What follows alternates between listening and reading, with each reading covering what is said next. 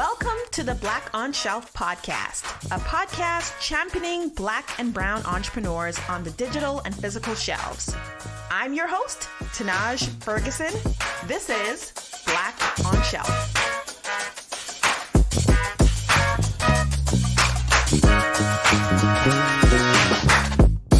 All right, so today we're talking with Luster's products. You know them as Luster's Pink Lotion. If you've been around anywhere more than 65 years or so, you know this brand. And you may not have known this is a Black-owned brand. A Black family founded this company and continues to run Luster's. So we have the opportunity to sit down with two very important members of the family and leaders within Luster's products. They're going to talk to us about their individual journeys, where the company is, and we're going to get a lot of gems from Luster's today. So super excited to talk to Jory Luster, President and CEO of Luster's Products, and Resa Luster, Senior Brand Manager of Luster's Pink. We're going to start off with Jory. Since you are leading this ship, we definitely want to know, how have you come to this point? Tell us a little bit about your background, your family as well. We want to know about the Luster's family and kind of some of the values that have created this entrepreneurial family. So tell us where you were raised. Talk to us about where you went to school. Okay, I was raised on the south side of Chicago. All right. And I've been I'm a lifelong Chicagoan. Elementary school, St. Dorothy, high school, Mendel, and went to Bradley University and then on to Kellogg Graduate School of Management.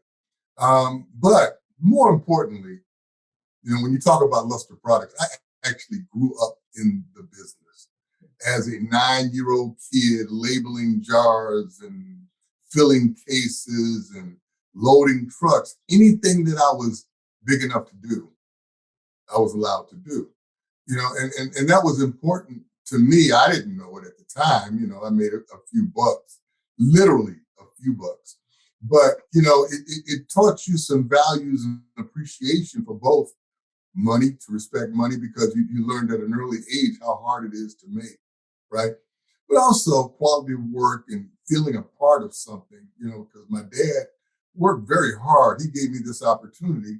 He needed the help, but he also wanted to provide an opportunity for all of us.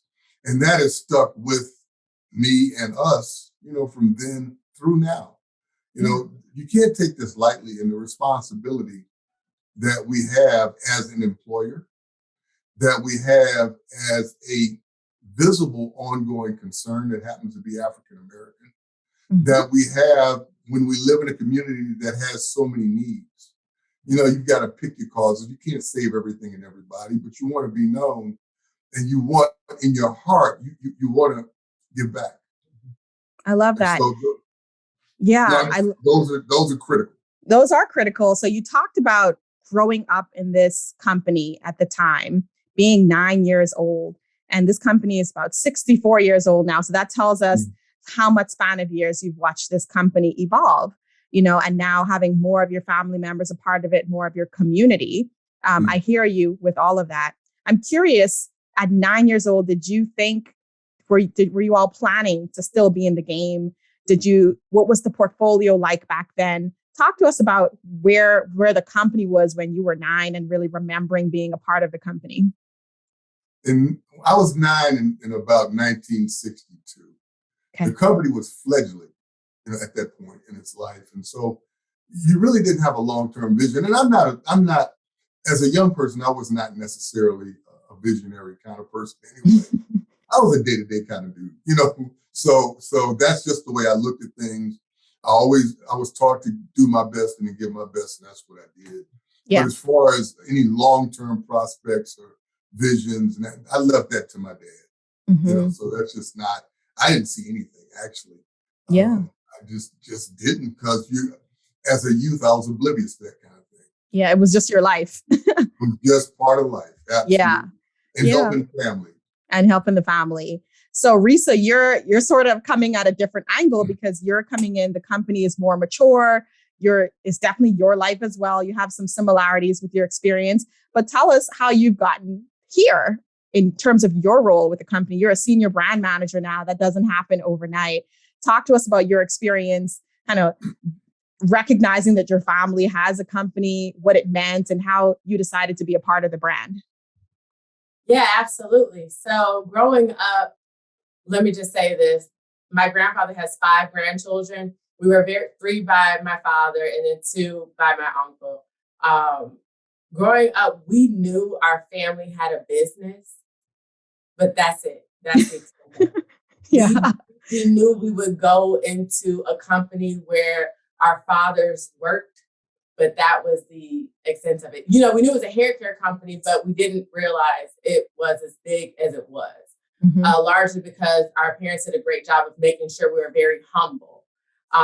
Every time we entered this building, we spoke to every single employee, coworker, as kids. So they did a really good job raising us. I always have had like a passion for hair, makeup, fashion, all of it. I went to school for marketing communications. Dad asked me to come on board and intern my senior year of college. Mm-hmm. And I did, and I loved it. And this is when we were just starting to understand social media. I mean, I think the world was, as well as corporations. And it's so funny because I took a class in college that was called social media. Mm-hmm. And I had a professor challenge us. He was like, a lot of people are saying social media is just like a trend that's here for now. It's not going to be here in the future. He challenged us to get off of all social platforms for a week. And then he would give us an A. The whole class failed. And he said, I gave you guys that assignment to show you that it's here to stay. It's not going anywhere. And companies are looking to tap into it too. And they need you guys, the next generation, to really show them how to lead the way. So my dad offered my sister and I an internship here.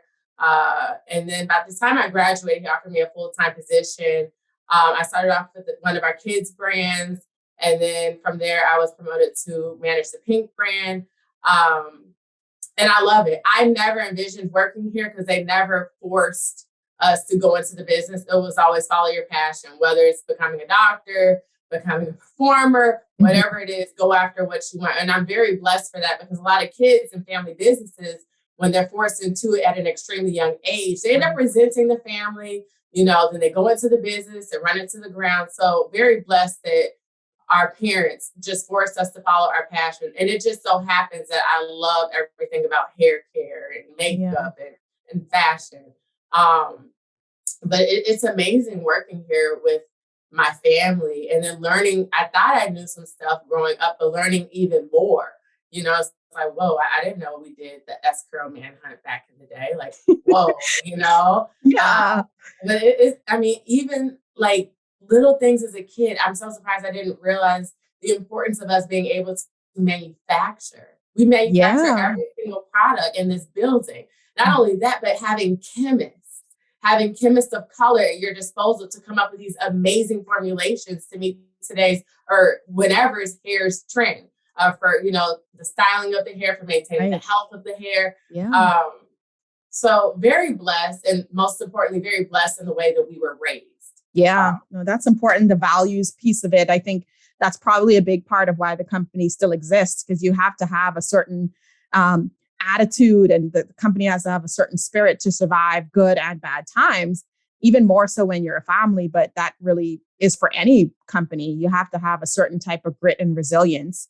You mentioned the piece about the chemist, and it makes me think about the origin story. So, and Jory, you may know this best, but talk to me about what resources do you know that the brand had at the very beginning? So let's say maybe the first 5 years. What were some of the resources at the time? Today, you're a leader as a manufacturer in the hair care and styling space. But where were you when you first started? What did it look like? I can give you what I recollect. What you recollect? The records? What you know? Yeah. Yes. My dad founded the company. Yes. It was initially a part-time job for him. He was a barber by trade and had a very, very successful barbershop.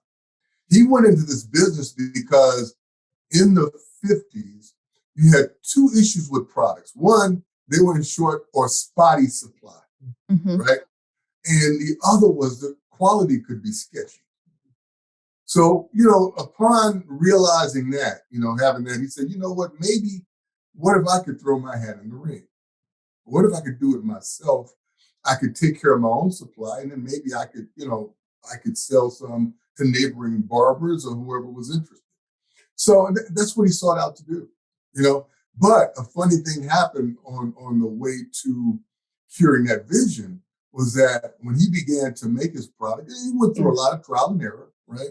Mm-hmm. And when he began to make it, all of a sudden, neighboring salons began to blame his success on his products. Mm-hmm. I could be as good as Freddie if I use what Freddie uses.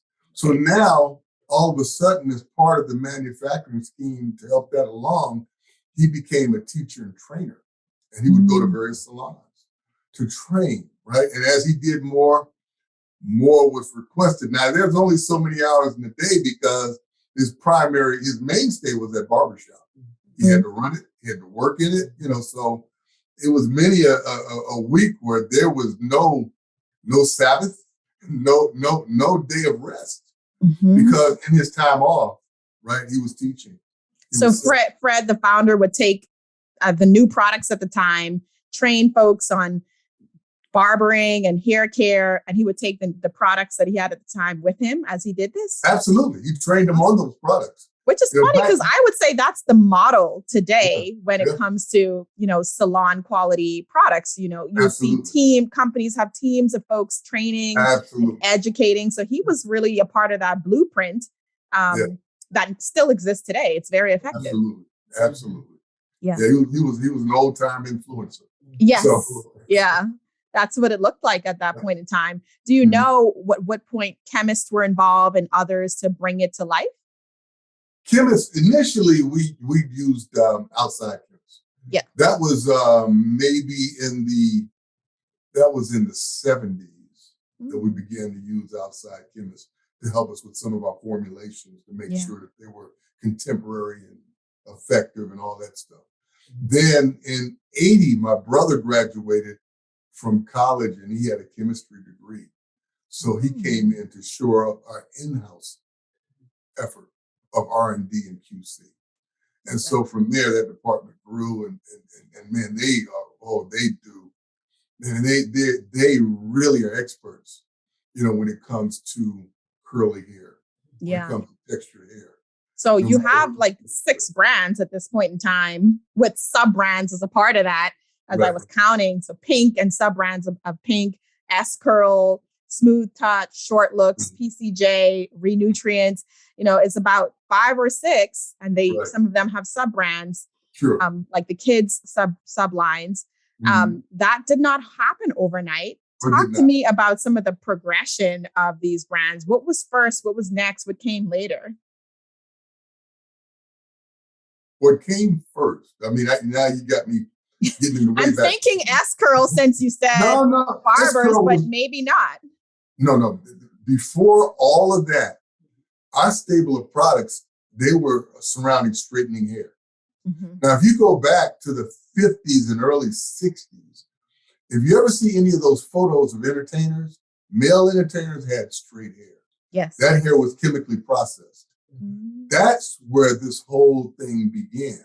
Men had their hair straightened chemically way before women. Women were still with perms and texturizers. That came later. Yeah. That came later. Oh. And so as the men, it got popularized with the men. Now the women said, you know what? That makes sense to me because why? I can't sweat it out. Right. That was the main thing with a press and curl. If you go out in the rain, or if it gets too humid or whatever, your hair will revert back almost immediately. Yeah. And that chemically straightened hair would last. And that was what was important. Now, the other thing about those times and different from now, I mean, there are a ton of differences, but the standard of beauty was based on somebody that may not look like us. And so straight hair was the order of the day. I'm so proud of today when we're celebrating ourselves by looking like ourselves and being proud of how we look, proud of how we groom ourselves. That is just, to me, that's earth shattering. It's really it's funny. I mean, like you, I was part of that trend, born in the 90s. I had my first perm for my aunt's wedding, and I had the candy curls. These are styles that were the thing then. Absolutely. And I got my first perm. I used PCJ.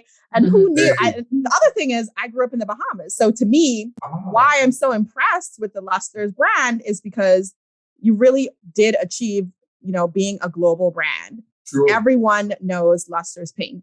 You probably use pink lotion, And so you definitely have done this phenomenal job, really making the products accessible globally, including the Caribbean, because I, in a whole nother country, didn't even know I was using a brand made by us. And you've made products that continue to work with the trends. So that to me is fascinating. You guys really have been and continue to be pioneers within this space. You say you're from the Bahamas. Yes. There's a program that came out of the Bahamas called Support the Puff. No. I don't know if you're familiar with it, I'm but not. we dug in and helped out with that big time. It was around a young Black girl remembering. in a private school. Yes. Yeah. That was more recently, like maybe 5 years, within the last 5 years. Yeah. Absolutely. Well, a little longer than that. Or even longer. Since then, she graduated from high school, went on to Wilberforce University here. She graduated, got a master's degree, and she's working. But that whole Support the Puff thing, that was out of the Bahamas, and we were proud to be associated with that. Mm-hmm. No, that is excellent. You all are supporting natural hair. You're supporting showing up as you are and that being okay. I see a number of brands doing that, but you certainly were on the cusp of that. Dove is doing that for the Crown Act. You all have been a part of that from the beginning. Something that I definitely want to talk about, because you all have spanned the ages. We've touched on it today, was really how has the hair landscape and beauty landscape changed before your eyes as a company, and how has that influenced how you show up, what products you deliver as a result of that? Resa, talk to me about what you're seeing, even in your time here, how that demand, the consumer demand landscape has evolved, and how Luster's is really approaching that from a product standpoint. We listen to the consumers. We do research on what the consumers want. We have reports that come in from Nielsen, IRI.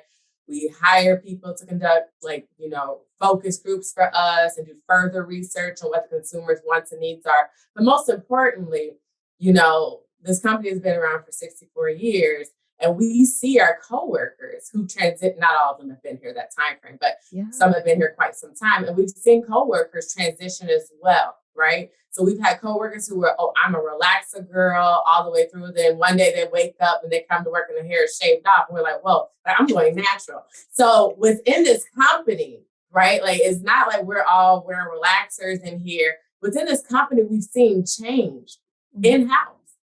And that also helps us because we get to be very hands-on with the process. My sister and I have pretty much been natural our whole lives. With an exception for here and there getting relaxers for events so our hair wouldn't puff up, if it was in the summertime. But we do a great deal of research, and we understand. At one point, people believed to wear your hair naturally, you needed 1 or 2 products. We now know it's more like 5 to 10. So, and we understand that each product has a different purpose when it comes to even the shampooing process. Shampooing is not just grab a shampoo. You may need a co-wash first. Right. Then you may need a sulfate shampoo to really get the dirt, lift the dirt. Then you're going to go on with the sulfate free. So we understand the Naturalisa's process when it comes to dealing and embracing and making sure her hair is healthy and strong. But it's incredible. It's incredible. When we started getting into natural hair, I had just graduated college, and we were all putting our heads together. And it was cool to hear the people who've been here for some time, their thoughts on it versus the younger people coming in. And it was a little bit of headbutt, but it was a beautiful process because we all came up with these products that would be the best fit for the consumer. Yeah. And we're seeing them into the marketplace. And, another thing that's really cool, and I think that we all we appreciate this so much. The consumer shows us how our old school items work on their natural hair. Our S-Curl No Drip, the Naturalistas came out this is for us, okay? Yeah. And that, when that happens, like for a company like us, it's like, oh my God, this is epic. You guys are teaching us now how to use this product. Then we're in here like, whoa, this is how they're using it. Let me try. And it's like, oh my God. That's the dream, right? As a marketer, you want your consumers to be so engaged that they're the ones kind of leading the way when it comes to how to leverage your product and showing you new demand spaces, right? I do marketing by day, and same way within the food and beverage consumer space, we love when consumers are giving us new ways to explore our products. Yeah. And the hair care and beauty industry, those consumers are amongst the most engaged ever. They are always exploring and discovering. So that is super fun. That's the brand side. Jory, managing a portfolio. Before we move on, I gotta jump in.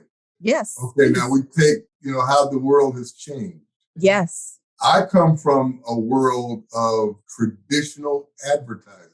Yeah. When we were told that these natural products, they're coming, you gotta join in. What natural products, right? And so old school, I'm gonna get magazines. I'm gonna watch Black television programs. I'm looking for ads. There weren't any. I didn't know what the heck we were talking about. Right. But what I didn't know that there was a whole new to me communication process that was going on, where people shared information with one another. You had people that founded brands, natural hair brands, right? That had the intimate relationships with their customer base. Yeah. And I mean socially relevant relationships. We had no idea. It took us, I don't know how long, to see that for what it was. Well, it was headbutting going on. Oh, here. man. It was big time. Your younger crew in here, it is not just a radio spot. It is not just but fun. It was fun times. So that's how social became a bigger part of your marketing mix. You're realizing that this was a way for us to talk directly and faster. And maybe perhaps we didn't need to spend all the money on a radio spot if that's not where our consumer was. Absolutely. Yeah. Well, the other thing is we learned, and again, old school learns late, learns in hard lessons. Yeah. But we learned a couple of things. People buy from who they trust. Definitely. They don't buy just because it's there and it's making noise. No. Say it again. They buy who they believe, and you got to believe. The other thing is they buy from companies they like. Right. Yes. As opposed to companies that just exist. And you have to prove your worth. If you can't prove your worth, if you don't walk it like you talk it, consumers going to peep you out and tell everybody that's a fraud. The last thing I want to say, it's in natural products. Well, again, old school, our reaction is, okay, well, let's develop some products that can soften curly hair. Yeah. No, people wanted natural ingredients in those products. Oh, yeah. They wanted the right mix, and so what we've come to, all natural may not be good. You have to have a balance that gives you efficacy. And so we understand that and we begin to teach that. But it's been a learning experience. And I tell you, these young people, oh my goodness, they're invaluable because you can't see it if you're not a part of it. They're a part of it. They live it, breathe it, understand it. And I'm going by, no, you can't know nothing, you're young. And then you learn, you better shut up and listen. And so I had to shut up and listen. And that's another piece of the benefit of having, this is even in corporate, the benefit of having a really wide range organization where you have a diversity of age groups, diversity of thoughts. This helps you to really find opportunities. You want to have a multi-generational company. And this is one of those places where we see it working. You have, the business, you've seen how it worked, but you also need to be informed by who are my relevant consumers right now that care deeply about styling and hair care. Those are the folks I need to understand. How can I get more people on my team that understand? Great. We added people to our team that could help us better access that information and turn it into an actionable insight that we're able to use to win, right? We use them as our competitive advantage. Absolutely. And it does shift the tide. Sure. And that's on the brand side. But when we think of, you're leading the profitability. So how do you manage a portfolio mix that's changing? So you're seeing your perm and your straight hair products they might be losing some of their relevance because consumer behavior is changing, and you're like trying to get your new portfolio items out there, build the equity around them, build the brands that you didn't build. You built new brands that really touched on those new communities. So really adding that relevance in there in a way that you can capture that consumer. What did that look like, and how did you navigate that from an operational, sales, and business standpoint? He's the man for the job right here. But let me say, it's tough until you really get your mind wrapped around that, because you know what you're earning from. And you don't know what you don't know. So it takes a little bit of faith. You have to understand how the market is changing. But change always provides opportunity. Your opportunity to grow is in change, not in steal. And the only thing constant in life is change. Once you recognize that, now you begin to seek out the changes that you can take advantage of. But it was tough for a minute because we were losing velocity on our traditional products. Right. Quickly. And our learning wasn't sufficient that we could replace those lost sales right away. It took us a while because we had to learn the business. We had to relearn what consumers actually wanted and why they wanted it. We had to relearn how to talk to people because, back in the day, I developed a TV spot, put it on Soul Train, and it was easy sailing. Right. But that was then, this is now. And you have to build a base of credibility through people that other people like to listen to. Yeah. Really do. And you can't fake it. They have to genuinely like what you provide. They can't fake it. Yeah. And so it's a courtship and a renewed communication process that we had to go through. But that's still on the marketing side. Yeah. And that shows that it goes hand in hand, the business and the marketing piece of it, that the marketing piece of it is how you continue to engage your consumer. It has to always be hand in hand with the business goals. But on the business side, you have to manage your SKU count. Oh, yeah. Yeah. You have to manage your SKUs that support the SKUs, that count as well. Yeah. Because you can't offer more than you can produce. Right? Because you'll have dissatisfied people and you have wasted resources. You tied money up in stuff that can't perform, but you have no way of getting that money back. And everything has to turn over. So we have to be experts at the business of business, which is my bailiwick. And by the same token, we have to learn a new way to talk to our consumers and to understand what their needs and wants are and provide for them. That's why you need the youth in that. Well, hold on. Let me tell you something. There was a trend going on, and everybody, all the young people in the building, we were scratching our heads.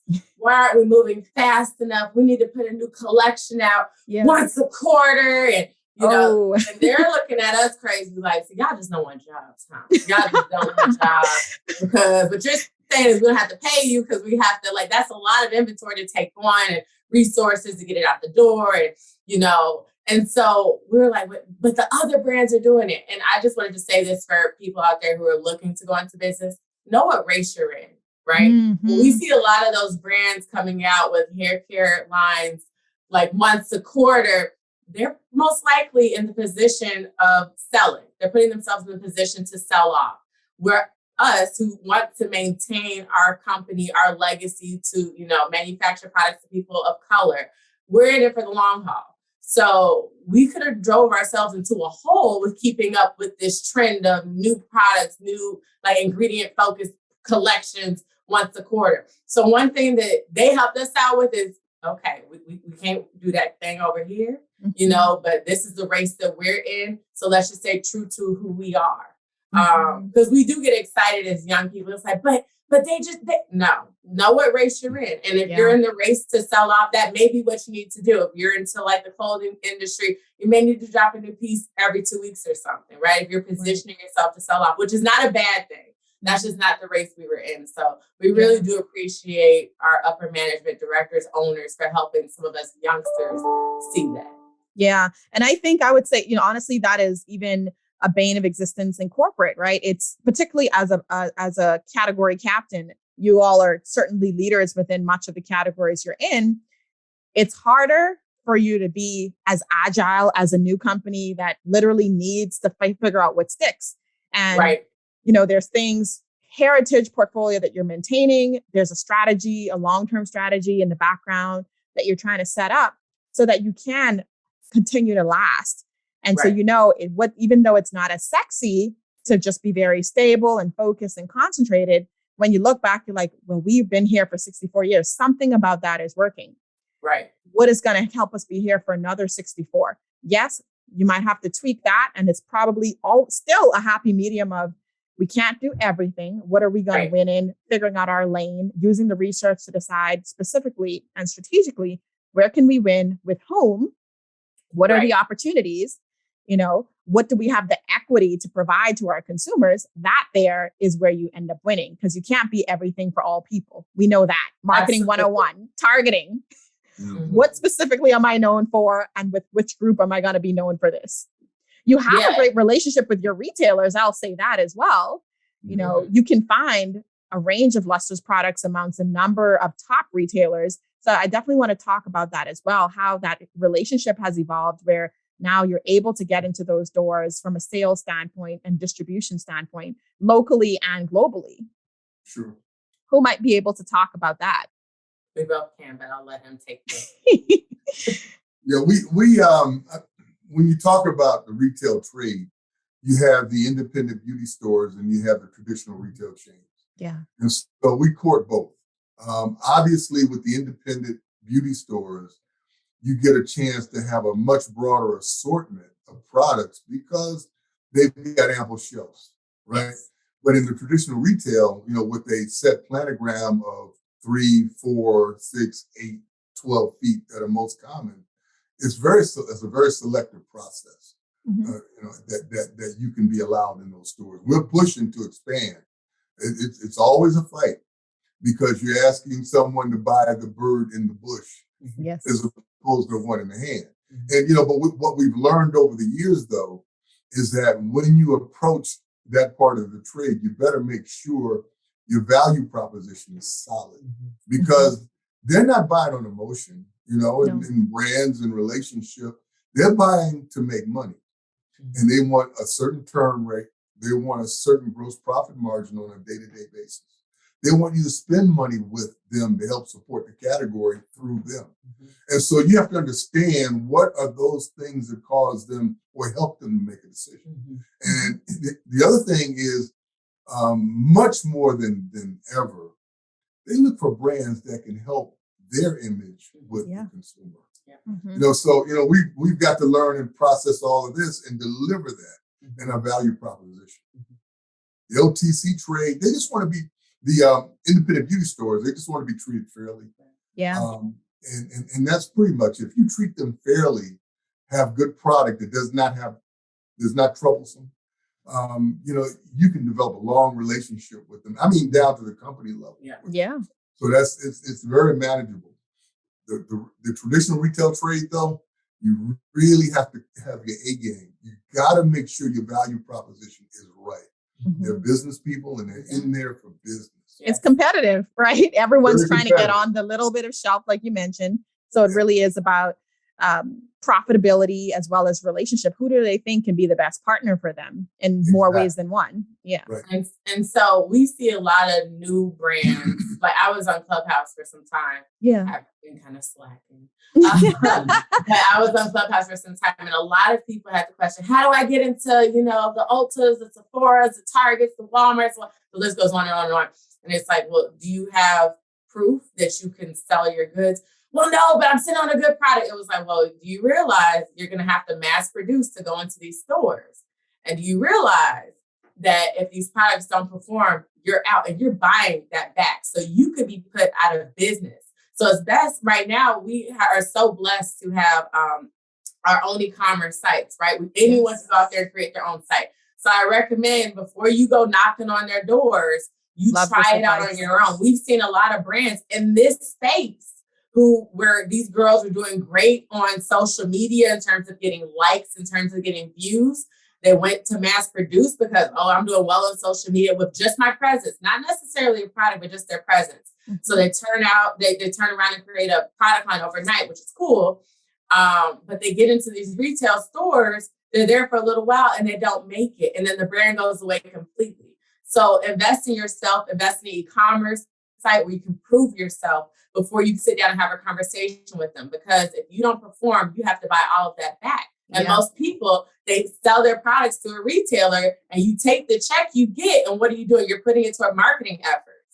If it doesn't work, they come knocking at your door like, hey, take it back. You're not moving. You've been here 2, 3, 6 months, whatever. You're like, oh, but I spent it on efforts to bring away and it didn't work out. So just be mindful. I understand the excitement of being able to say, my products are in Target, but realize Target wants you to perform. That also includes you shipping on time. You will be out of a store if you cannot ship on time, because their whole thing is you're taking up my valuable real estate. Yeah. I could have somebody else here who may not perform as well as you, but they can ship on time. And I'll break even with that. So that's another tip that is important for people to know who are looking to get into selling consumer goods. Yeah. And this is why this platform exists, right? To really bring some of that awareness, like the realities of being in retail. Many of the founders who've come on, many entrepreneurs who've come on have said similar. It's so true. And I always think as a marketer, the race starts when you get on shelf, right? You could have that great product. You could even have a great brand. Being on shelf has different marketing activities associated with it to drive demand. There's this book that says, if you build it, will they come? And the answer is no. You have to bring them to it, right? So there's a different marketing activity associated with driving demand in a retail space, and really partnering with that retailer, making them feel like you are doing everything to bring the right consumer, and that consumer is adding something to, their retail environment. There's a reason why everyone wants to be in certain retailers. It's because they're creating this desirable environment. And also there's other things that we can get when we're there. So for example, if a retailer like Target is able to bring another additive Black or brown brand, that creates more opportunities for the existing ones to capture share. And now your share of basket for these types of items can suddenly be larger. But each of the individual brands there has to be the ones capturing the interests of that consumer. You're right. The job begins when you get in retail, and it's not as easy as people think. I'm so glad. What are some of the other realities that you think you've learned over the years that maybe people don't know and should? Well, one thing that happens with a new entrepreneur, they're going to have a marketing thing. They're focused on the product. They're focused on courting that consumer, right? But they don't really have the whole business of doing business down. Okay. And there are a lot of simple principles that you have to adhere to make it all work. Right? Inventory management, no matter how small your inventory is, you got to have what you need. You can't have too much, right? You can't have too little. You've got to be a reliable shipper. As Teresa said, one part she left out with some of these retailers is that they'll charge you for lost sales. You'll get a bill for lost sales. You'll get a bill for short shipments. You'll get a bill for late shipments. You'll get a bill for incorrect shipments. You get a bill. And so, for sending too early too. All of that. For sending your products too early, you get a bill for that too. Yeah. And so what happens is that consumes your potential profit. Right. So you've got to know how to coordinate the whatever activities it takes for your company to operate. You got to coordinate all that as well as sell. That's where a lot of the new entrepreneurs have a challenge, because they don't have that experience. And Lord knows if you grow too fast, how complex it gets. It can get out of hand really quickly. Right? And sooner or later, it's gonna show up as an attack on your profitability or potential profits. Yeah. And because you all didn't have necessarily an example as you were building, where did you learn? Where would you say, is it all trial and error in terms of where you learned some of these best practices and just the industry? It continues to evolve. Where are you learning this? Are you using consultants? Is it trial and error? Talk to us about sort of your adoption to retail. Well, let's go back. I mean, early days, we were small and didn't have as much at risk. And so you could learn. You can learn via your mistakes, and it wouldn't crush you. Sometimes if you have a great idea and all of a sudden it explodes, that growth can be your death, because you've got to finance it, you've got to do everything right. You've got to get the right staffing in, and you don't understand any of that. What HR department, you just don't. And so, but coming along and growing gradually allows you to learn those things that not only work, but work best for you. This is it such wisdom. You to exploit your competencies that you have, because you're not going to do everything perfectly, but where your strengths are, you'll exploit them. So when you do get an opportunity to grow, you're somewhat ready because you've had these experiences coming up to that point. So that was a godsend for us, that we were, we fledgling for a good little while. We're like B.B. King. B.B. King said it took him 20 years to be an overnight success. So it took us a while to get there, but once we got there, we were ready for it. That is such wisdom, and I think in an age where you're seeing a lot of the examples or the exemplars, these are the exceptions really in some cases, who seem to have just come. It's been a year, it's been 2 years, and they're in all of the spaces in a place where now there's so much more external funding available, whether it's through grants or through acquisitions or through financing, through a VC firm or so, funding through a VC firm. This is the age that makes you feel like this quick growth is like the main way to dream it up. But what Luster's really continues to show is this type of progressive growth beats out a lot of others because you can survive. And I also want to touch on something that I think is very important. I have friends that work in different industries, some for startups, some for companies that have been around for some time. But one thing that I really have to say that I respect about the company and the owners, maybe a little biased, is that they always put our coworkers first, right? Like every employee is paid weekly. Every employee has their health benefits. They're not coming to work seeing an email where it's like, hey, your salary is reduced by 20% because the pandemic hit, but we were told marketing has to stop spending. We're not doing events during the pandemic, so you pull out of it, it's too much of a risk to take on. So that says a lot, because I had friends that were hitting the pandemic, some that just purchased a home or car, and they were like, whoa, my salary was cut by 30%, 20%. My uncle, my father, my aunt, they made sure that our coworkers were our main focus during that time. And also one thing that was extra cool, we couldn't find hand sanitizer. So what did we do here? We manufactured it. Yeah. And then the first batches were not to be sold. They were for our coworkers and their families. I love that. Then we opened it to the public. So working for a company that cares about everyone that comes to work. You know what I'm saying? No matter where you are in this building, whether you're on our maintenance team, whether you're working one of the lines, whether you're in our accounting team, customer service, knowing that our coworkers are put first. We have conferences where we bring people in around the healthcare industry, to dentists, Blue Cross Blue Shield, to come in to encourage our coworkers. Hey, go to a annual dental appointment. Go get your health checked out, whatever. Like that just speaks so many volumes about the type of company we are. And I have to say thank you for that. Because it's me being a mother, me being a wife, a new mother and wife, like that's something I would dread at that time. If it was like, oh, the pandemic hit and we got to slash your salary. Well, how am I supposed to pay for daycare? You know? So that is something also I think the world should know. Our coworkers are put first in all instances. Something else that you reminded me of there is the Black Heritage Foundation. Your philanthropy really doesn't stop there, but that shows it starts internally. You're taking care of your people first. This is also how you're getting people loving working here and continuing to last so long. Talk to us about the Black Heritage Foundation. The Luster Foundation. The Luster Foundation. Yes. Yeah, it was founded in 1989 by my late father, Fred Luster Sr. And he always thought, really, his whole thing was, you know what, if we're benefiting economically from the community, we've got to give back. Yeah. And we want the world to know we're giving back. And so we've raised money over the years through various entities. We have a golf outing that is top flight right now. It's still going on. And that was the first event of the foundation. We also, for years, did a stage show called the Black Heritage Performance. Okay. And we had all the top name entertainers. It was just a sought out event every year. We did it once a year. So those kinds of things help us to raise money.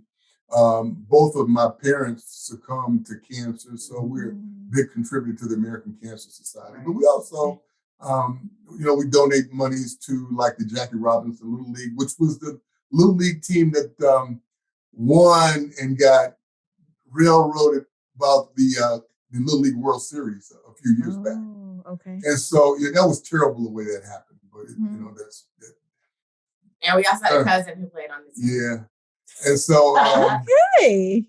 Other organizations we support, and it's a real feel good story. It's a real feel good situation because we know we're giving back, and people know they recognize us for it, and that makes us happy because you feel valued other than the obvious. Yeah. You got to support. Then talking about my dad, let me go back. He founded the foundation, but here's a guy. When he came into work, if he looked on his desk and saw a home loan application, he said, holy crap, these people can buy a home because they work here. Yeah. Or he saw an application. So incredible. Automobile financing. It's almost like he wanted to throw a party. They can get a new car because they work here. Oh my God. Right. And so that's just the way he was. He was interesting in the sense that anybody that he knew that needed his help, he was there for. That's just the kind of guy he was. And so it created a certain kind of atmosphere within the company. It was not only a family-owned company, but it was a family-spirited company. Yes. We have a lot of Lusters here who are not named Luster. Right. So, and it's really, as Teresa was saying, there's some feel-goods going on. I mean, and we also built drinking wells in Ghana. So that was through the Joseph assignment, which is amazing. And then one other thing about my grandfather, which I've heard about this through coworkers, but women who were dealing with domestic violence, they would come clock in. He would find out, however he found out, whether they brought it to his attention or a coworker went and told him, he would get the company truck, like, okay, go to your house, empty it out, and then we'll put you somewhere else. So as a man, to do something like that, that's a big deal. For a coworker, really an employee of yours, to make sure your children and you are safe. Like, my grandfather passed shortly after I was born, but the stories I hear when I walk into the building daily are there. It's unreal. How many employers today would do that for an employee? How many? Not many. Right. Yeah, I love that. Running a family-owned business, we're seeing how it really can, in this case, can create a certain heart and spirit of a company that's rare. Talk to me about the other side. How do you maintain a professionalism and boundaries as a family-owned company? You've got to maintain it. Your uncle is basically your boss. Yeah. It's kind of tough, but by the same token, you just have to. It's not. My thing is, when you manage a person, you got to use every objective measure you can. That takes the personality out of it. You did it or you didn't do it, right? Yeah. It has to be purely objective, because if it's subjective, then you'll end up giving the benefit of the doubt where you shouldn't, and you'll end up being too hard where you shouldn't. Yeah. It's all about performance. Right. And so we've evolved to that, and it makes it a lot easier.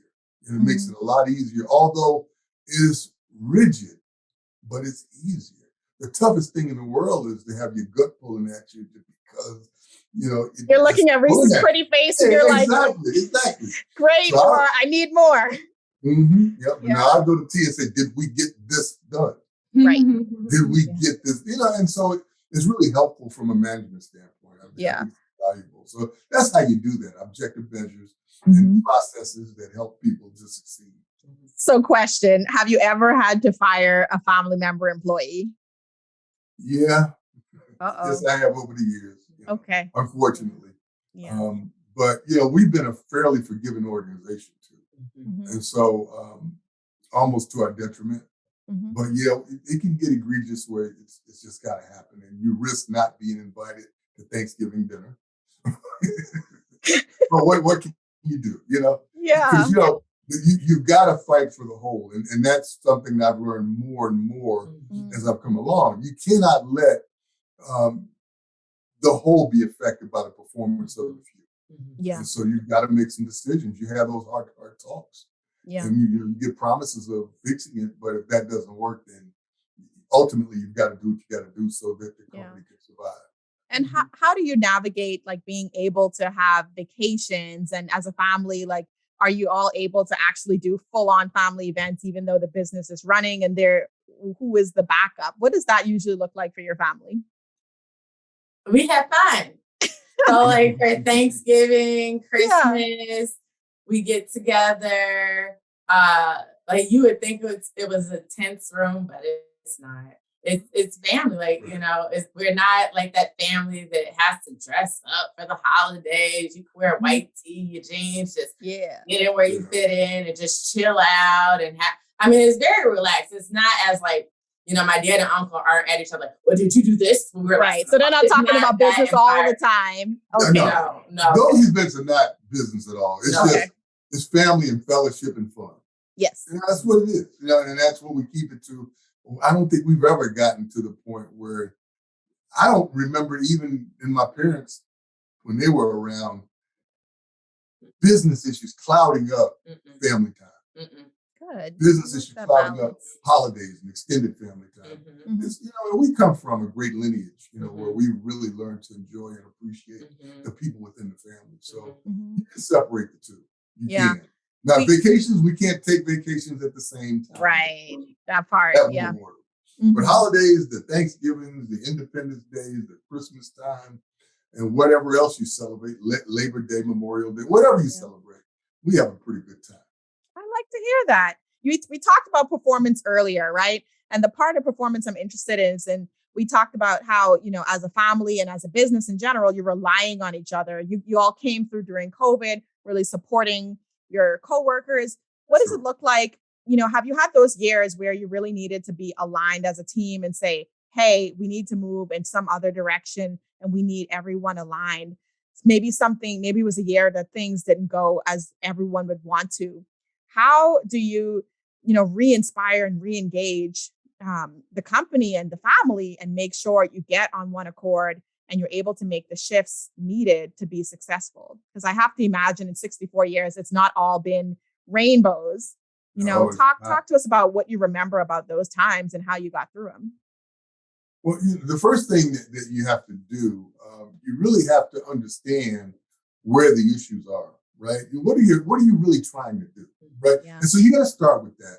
What am I trying to do? What are the hallmarks of a good performance and where am I? Then you have to drill down to the various departments and their deliverables and see how that's stacking up. Yes. And so where you see some disalignment, that's where you got to kind of challenge to try to get those things in alignment. And where it really gets tricky though, sometimes, a business that has departments really have internal customers and internal vendors. Sometimes someone's performance is because an internal vendor is not performing well. And so you have to understand what that is and how that is hurting another department's performance. And then you can go in and address it and help if you need to. Sometimes it's a consultant to show a new way. Sometimes it's just a clear understanding of what those pain points are. And sometimes they can be solved within the confines of the department with a little help and guidance. Yeah. You have to manage. Time is important. Time is the most important element in a business. So things have to be corrected within the time frame to be able to take advantage of it. But those kind of course corrections and realignments have to happen all the time because things change. As your product mix change, as customers' demand changes, as competition puts out more standards or different standards or higher standards for you. Yeah. You got to adjust yourself to fit within the marketplace because any of those missteps can leave you on the outside looking in. Yeah. So that's across all industries. Yeah. That's across all industries, even when it comes to entertainers. Yeah. So Resa, I saw recently that Luster's Pink looked a little bit different. So talk to me about the recent rebrand, why it happened, and how you all are looking at this as, a next step forward and a part of the next frontier for Luster's. So that's a really exciting project that we did. I'm very happy with it. We know that people love pink lotion, right? It's a staple. The item still does very, very well. We have people who put it down to dabble in other products. And then, they came back to it on their own because they're like, it works. I don't even know why I put it down. Then you do have some that are like, well, the ingredients, I'm looking for nuts and berries. So we created 2 new flavors of pink lotion that are currently on the marketplace, hitting the shelf space soon, that have the ingredient story a lot of today's consumers are looking for. And I give the example of, you have old school Campbell's soup, and then you have the healthier Campbell's soup. But some people will kill you. I will kill you if you take the old school Campbell's soup off the shelf, because I need that when I'm sick with a cold, because I believe it cures me. I'm just one of those people. Okay. So, I worked the Campbell's soup. So this example as a marketer is hilarious, because these are the conversations we had internally. You can't always touch the old recipe. Usually you can't. You can come out with those new sublines and offer a new proposition, but if it's tried and true, this is what people know and love, you leave that alone and you go build something different. I will find you if you take that off the shelf. Hey, and if you take Campbell's cream and mushroom soup away, they know this. They know this is how you feel. This is the insight they have. While I was there, we were very well aware. Yeah, buddy. Yes. Okay. But even sometimes with those old school items, like across any industry, right? If you just change the label, the people consumer will tell you change something about the product's formulation. And you're like, no, I promise you I did it. I'll get legal involved to prove it. Yeah. But the new items, we're very excited. They're all plant-based. We have 2 lotions in the line, a gel, and 2 masks, which is new to us. We have not had masks in our pink brand ever before. Mm-hmm. And if you see the packaging, you see our existing logo. Yes. And then you also see like a brush mark of a new logo. So it's taking the consumer also on the journey with us. Like that will eventually be the logo we phase into. Yeah. But we're taking the consumer on the journey because we know, let's get into marketing. If you just take that old logo off and put a new logo on it, it's something has gone wrong, right? The consumer will freak out. So we're taking the consumer on a journey with us. We still have the OG lotion available, which I love. It performs amazingly on all types of hair, whether you're straightened, whether you're curly, whether you're kids with curly hair. But our new items give the consumer a different flavor of pink. Still extremely hydrating, which is what the consumer is looking for. Yes. No, it is not pink. We did a lot of research around what these consumers wanted in these products. So this isn't just something that we threw off of a wall or bounced off of a wall, rather. We did a lot of research around these items. And it's also very important for people to know, when we come out with new products, you guys know that we formulate in-house, you know that we manufacture, but we also have an in-house test salon. These products are tested on thousands of heads before they leave our manufacturing facility. Right. And not only that are they just tested, we test them against competitive products that are performing well in the market in those given categories. So high quality standards. Most definitely. Then we have and efficaciousness, it works. Yes. So we are very much hands-on. And if it's not right, if something's not right about any product that we're launching, my uncle, his brother, is pulling the plug. We're like, hey, we need 6 more months to go back and retweak this formula. We're going to get the vendors in to supply our resources, and we're going to sit with them and see how we can make it more, whatever we may be looking for, right? Mm-hmm. So the new line was exciting because we get to take a different generation on the pink journey with us and bring people back in who may have left. And sometimes when we're at these shows and we talk to like, why'd you stop using pink lotion? I don't know. I just did, so we're using influencers heavily. These products were in Curl Box. So that was our way of sampling them to the public, which was really exciting. And people were wowed with the mask and our gels and the moisturizers.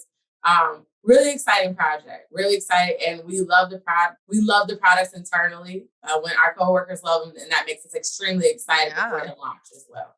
So tell me, what can we expect from Luster's portfolio in the next few years of what you're able to tell us? What can we expect?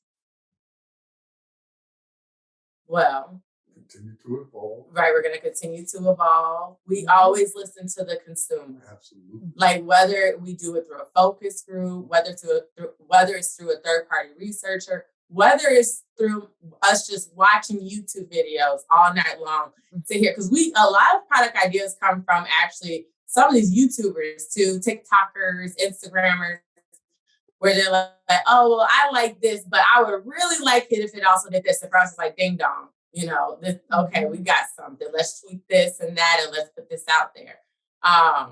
But listening to the consumer is one of the biggest things that I feel like we've learned today has a great amount of value. Listening to the trade, we listen to the trade. So when our brokers, we work with brokers, come to us, with our retailers, with the distributors come to us with different things, we listen and we take pride in listening. We don't know it all. There's no way you can know it all in 64 years. If that was the case, relaxers would still be here, right? Like the way that they were back in the day. Anything you like that? Yeah. We've always had the ability to make high quality products. Products that perform better than most. What we've lost over the last 10 or so years, is an ability to effectively communicate to the consumer. As I said, the world had changed.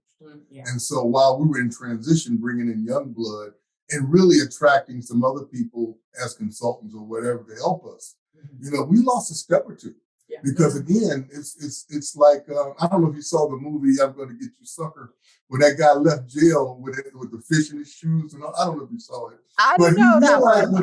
When he got out in the world, he realized the world had changed. Right. And what might have been cool when he went into jail was hideous when he came out. And so we really are becoming students of the game. Yeah. Because really, when you talk about marketing, you're really talking about communication, image development, and making people think what you really want them to think. Now, you can't make them think what you want them to think without delivering. So products are critically important.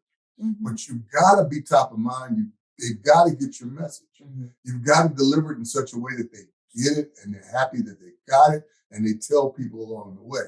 We have to master that. We really do. We have to master that. And that makes sense.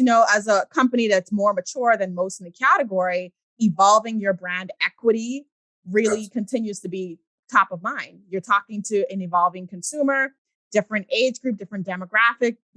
We talked about the different style preferences, different ingredient preferences as well. So much change. If you're going to continue to survive, it really means keeping up with that in a way that continues to make sense and be something that your brand can hold, right? You want to make sure the brand has the expansibility to capture those demand states. And you know it does, but you have to make sure the consumer perceives that.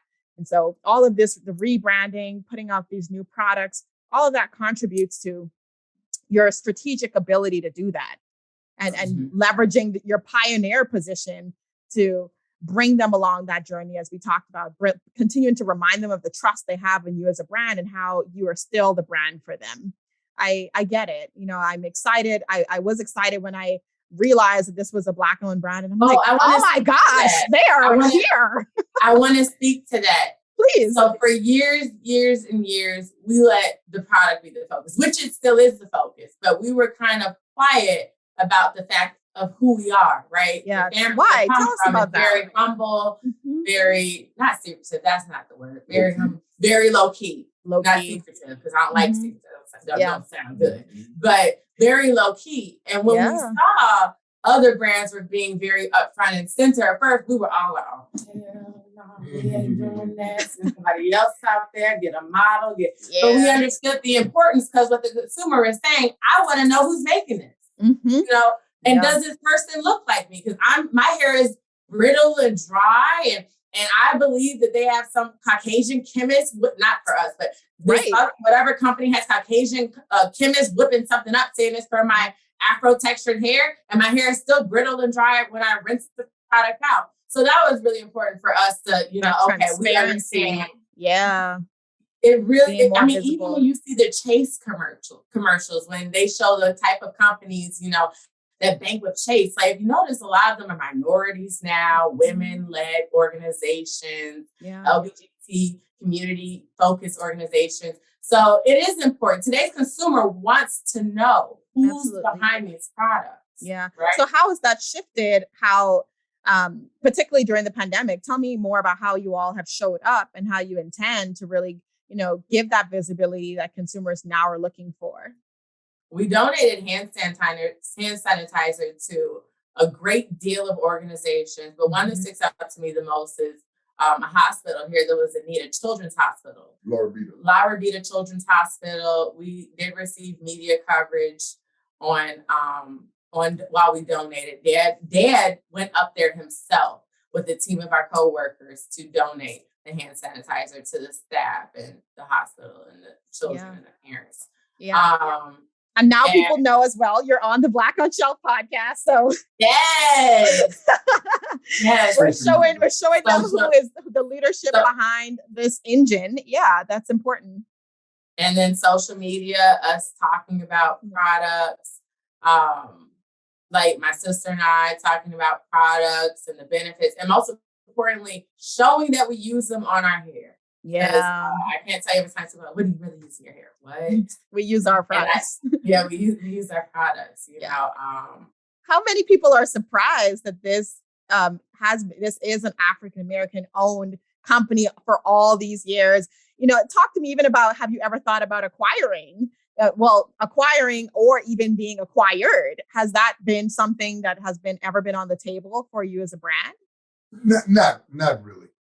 Not really. Now, if we found a company that was not overvalued, and had a complementary array of products, that could make sense. Right. But a lot of times, the companies that come available have been pure duplication, and so that just doesn't seem to make a lot of sense to me.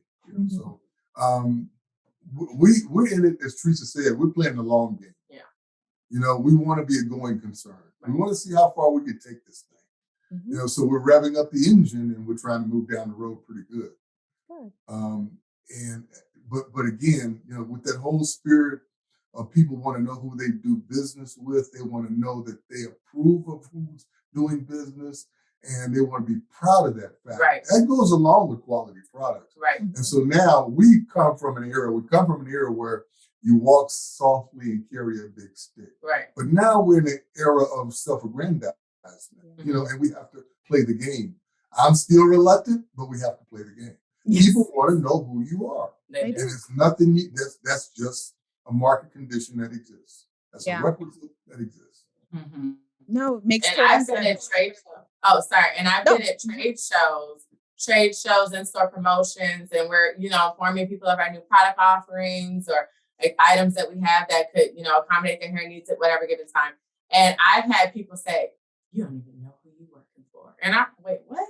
Like, you're working for, y'all need to do, y'all could do better. Like, no, I know who I'm working for, literally. No, I promise you, I know who owns this company. Y'all can have your own thing. It's like, look, I know who owns the company. And then I tell them the story. They're like, oh, wow, it is Black owned. Okay, cool. I don't necessarily disclose who I am, but I let it be known this is a Black owned company. Our founder was Fred Luster Sr. He left the company to his 3 children. They now have five of his grandchildren in the business. But and it's more than just, hey, I'm Jory Luster, president, CEO of Luster Products. They also want to know what Jory Luster likes to do in his spare time. Does it align with what I like to do? Because they really want to have a connection. Yeah. They really want to they want to know, like when I was pregnant, I documented my workouts with my daughter. Oh my God. People were DMing me. Okay, so what did you eat today? It's like, whoa. It was a little scary for me because we're so reserved. But then it was like, wait, like this is no harm. Like, let me explain. And I took it upon myself to further over explain what I was doing. Yeah. So I did it because when it comes to like makeup, I do want to know who's behind the brand. Oh, wow. She's the mom. She's the wife. Oh, she's into fashion. Okay, I like that. I'm kind of into this stuff. Oh, I got to go to the store and buy her stuff now. Yeah. So, And I think last year showed us, underscored why. And why is because we don't want to contribute to a brand that doesn't actually care about us or our community. Right. And so it really underscored us going and searching and saying, who's behind this company? Do you have any people of color even working here at all? Because, when you look at it, you're like, I would never just give a ton of my money willingly to a brand that does not care as much as you could help. And so we're looking for these areas where can I help it? Where can I create more awareness? Where can I discover more of the type of products that perform well and also contribute to my community and really shifting the tides? I love that our community has become so much more aware and want to know those stories. They want to know the background. They want to know the heritage and they want to contribute. That's actually how we're going to bring more equity back to our community, bring more power, more opportunities, and just make it more of an even playing field, because that's still what we're fighting for. Right. Yeah. And we were featured on the Pull Up for Change Challenge. That page, Luster S Curl Paint, was featured. Dad was speaking. But I think it is important. It's critically important. It's critically important. So, we talked about some of that next frontier of you all continuing to really keep up with the demands that consumers have and continue to be this pioneering company that can last another 64 years. We also peppered in some advice as we went through some of the different examples. I think there was great wisdom in here. Talk to me about what it means to be Black on shelf. Oh, wow. It means a lot. And again, if I can just go back a few years, our section within the store was the only place you'd find anything that was not produced by Blacks trying to convince people that it was. And so for years, a lot of our majority-owned competitors out-Blacked us. Because, as Black people, you may be a little sensitive to say certain things a certain way. Cliches and things that could be taken as buffoonery or too far. I don't think a Black person in this industry would have taken a step to call a product dark and lovely. I don't think it would happen. Right. And we went to more sophisticated names like Ultra Sheen, and, that kind of jazz, soft sheen. Right. And they were African pride and dark and lovely, and some got even deeper. So that taught us something. So, okay, they're beating us by making people think, right, that they're us. And I don't know who they think we are. TCB, taking care of business, which is a phrase that came out of the music industry. So they took every step to out-Black us. And so we had to overcome that. And of course, those people had the ear of the retailer. This thing that has come along in the last 12 years or so is so refreshing because, again, it allows you, it's positive to be you. It's positive to be you. You do have to perform. You do have to provide an array of products that the consumer likes or loves. But it's great to be you. And the other groups are kind of ostracized and on the outside looking in. They're fit to be tied right now. So this thing has turned 360. And I tell you, man, that is, that's so enlightening and so fun and so rewarding, but also so encouraging. Yeah. I think many people can be encouraged by, your journey, your heritage as a brand, and the fact that, the passing of the baton, if it ever was challenging, it happened, perceived to be smooth ultimately, right? And you're still running in the race. We really applaud that. There's not many examples like that we have. So the fact that you have this long heritage so far, we really are wishing you the best. We really are rooting for you to continue to make it another 64 plus years. It is such a bright example of how we can continue to be excellent Black on shelf, continuing to evolve and being that leader that others are looking to, whether it's other Black folks or even our competitors, right? Our majority competitors. It's amazing. We're so excited to hear your story and we hope to continue to track it. Those who have not tried Lusters in a while, pick it up again. As Resa mentioned, there's new products for you to try and see what works for you. That's our charge for you today. Give Lusters a try again. If you've cycled it out and went and explored some of the other great options on the market, try it again. And we have our Luster's Pink brand, and we have, like I said, plant-based products now. And we also have our S Curl brand, which also has natural products in it. We have a beard collection. as well as a shaving collection now for men, and a free flow collection, which is how those guys are wearing their hair longer. You see a lot of the athletes, entertainers wearing their hair longer. And it's like that unruly style. We have products to accommodate that as well, because believe it or not, that does take product. Product is required to achieve that. Just doesn't do it on its own. I know some women are like, they're sponging their hair to get that look with a twist and lock gel that we have in the line that does very well for us. And we've partnered with barbers, celebrity barbers at that, to really shed light on the phenomenal efficacy of the products. And then we also have a kids line as well, our Pink Kids line, which has amazing detanglers in it. I started using it in my daughter's hair when she was 6 months, and her hair has grown so much. Easy, mom's there. She don't have to worry about your child crying at all. My daughter does not cry when I comb through her hair. She is curly like me. So love that. Yeah. So Resa, I'll let you also share for you. You know, you're the next generation of Lusters. What does it mean for you to be Black on shelf? We'll let you close. I mean, I just feel like for so many years, like Dad said, the Black brands were just kind of, we were going up against the giants with the deeper pockets. No matter what you did, you couldn't size up to them. And now to see how like everything has come around full circle, like in terms of the retailers, they'll come to you. How can I help? I see what all you guys are doing. How can I help tell your story? You see a lot of brands that get placements on like, the Target commercials, Walmart commercials, CVS, Rite Aid, whatever, social media as well, because they have a passion to help us. But we're not just a Black company that's one generation in. We're 3 generations in. Deep. Like, how powerful is that? Most Black businesses don't make it. Right. As the first generation, that number is very low. Like, maybe 5%, if that.